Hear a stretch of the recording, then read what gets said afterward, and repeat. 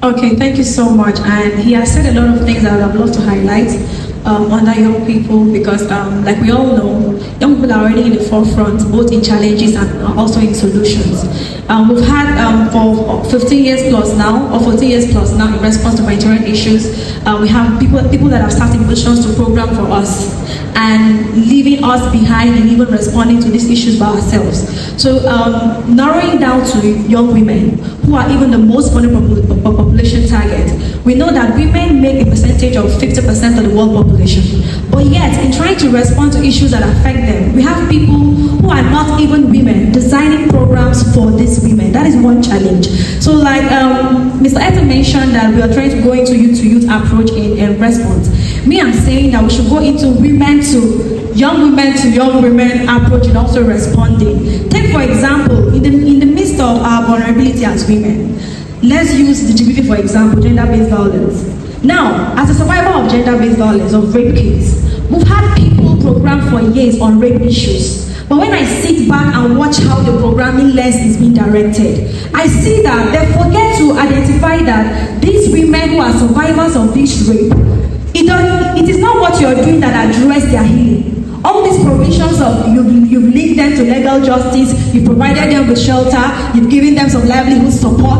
It doesn't end there. It took me 15 years to stabilize my healing after being raped. So imagine the survivors of gender-based violence that in our programming, with our resources, with our everything that we have, we just programmed shallow, like, just there. And you will count your data saying you have been able to program on GBV issues for women in ABCD communities and that. But imagine if you now bring a woman who is a survivor in the forefront. From the beginning, when you were trying to design that initiative, let her bring her own contributions, and then let her also be the forefront to lead this kind of initiative. You will see that the angle of the organization will be different. She will not do the things that everybody has been doing. You will see that she will need quality time in her own programming. She will need programs that brings about behavioral change healing. So in summary, let us bring the approach of bringing these young women in the forefront as responders. We have them in numbers who now have initiatives, organizations doing their efforts to respond locally. We're talking about localization here, talking about the solution here, talking about sustainability. But if these persons are not in the forefront, how can we sustain our efforts? How can we sustain our effort? Now, for example, I myself, running an organization that I started, for 13 years implementing this, it's still hard for me to access funding, despite my level of exposure in the field. So if you ask yourself as funders, why are these young people who are responding to issues still finding it difficult to access these funds? They will go back to say, oh, they don't have capacity. When you keep saying we don't have capacity, that should give you a need for you to know where to now channel your resources. How long do we keep saying we don't have capacity? But yet we are locally responding. But yet we are locally achieving results. Most of us don't even know how to even tell our stories. You say, let's talk about our results. Do you even know if they have the right means of telling those stories? But if you go in depth, one-on-one to interview them, tell me what you have done. Oh my God, amazing stories. Amazing outcome for you to harvest. But then, this is where the channeling should focus on. So when we're talking about young people in organization, we should also try to put them in the forefront. Lastly, I'll talk about coordination. Now, we're talking about having a youth-led network structure that deals with coordination support, which will bring about capacity building and all of those things. Now, I don't want us to push us to already existing coordination system to also still be there in inside water trying to fish.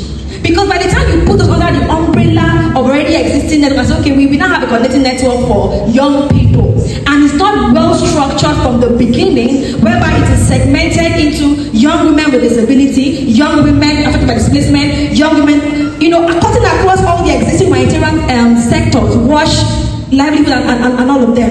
If we don't have this thing well structured from the beginning of the design, we'll also still have the same challenge. Because take for example, when they now do allocation of funds, young women, so you guys can apply now. Again, your criteria did not take into context that this category of persons exists, that you should adjust your criteria line so they can also access these funding.